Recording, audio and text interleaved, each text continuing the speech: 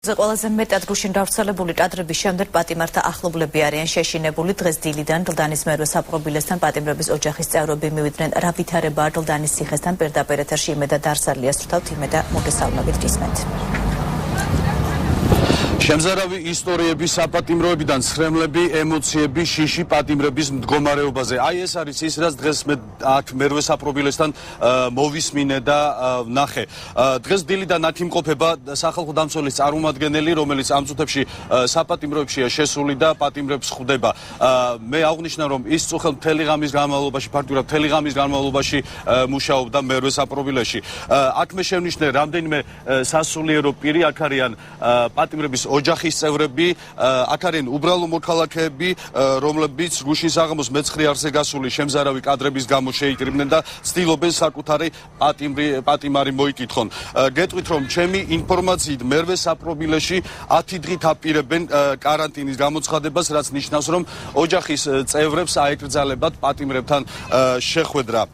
ოჯახის წევრები ამას უკავშირებენ, ამას ხსნიან იმით, რომ პატიმრებამდე არ მივიდეს ინფორმაცია გუშინ საღამოს და ღამის განმავლობაში განვითარებულ მოვლენებზე, ის რაც მეცხრე არხის და მაესტროს ეთერით მაყურებელმა ნახა.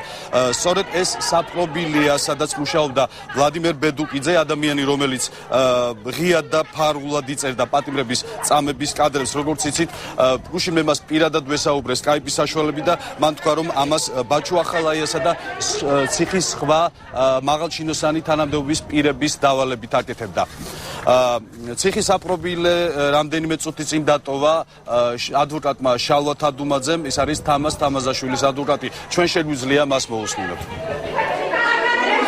შევხვდით თამაზაშვილს, მან განაცხადა, რომ მის წინააღმდეგ არანაირი ღონისძიებები არ განხორციელებულა, არ აქვს მის მიმართ არანაირი ზეწოლას ადგილი, მასთან შეხვედრაც არავის არ განხორციელებია, მიუხედავად იმისა, რომ შინაგან საქმეთა სამინისტროს კონკრეტული წარმომადგენელი იტყუებოდა, როდესაც აცხადებდა, რომ იგი დანაშაულის მონაწილე, დამკვეთი და ამაში ფულის გადამხდელია, მასთან არც გამომძიებელი შესვლა, მას არც ბრალი წარდგენია, ბუნებრივია ვერც წარედგინება, რადგან შემდგომ გავრცელებულ ვიდეო მასალაში ჩანს ის თანამდებობის პირები, რომლებზეც უბრალოდ ვერ განახორციელებდა თამაზ თამაზაშვილი ვერანაირი ზემოქმედების ღონისძიებებს, რომ დანაშაული ჩაედინათ.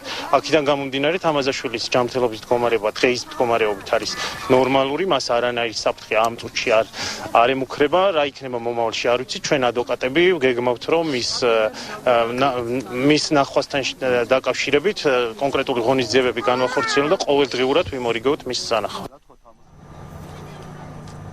სოფო, თუ საშუალება იქნება, მე რამდენიმე წუთში ლალი მოროშკინას ჩავრთავ პირდაპირ ეთერში, ის უკვე მეორე დღეა ღიაცის ქვეშ აპროტესტებს და ღიაცის ქვეშ ცხოვრობს მერვე საპყრობილესთან.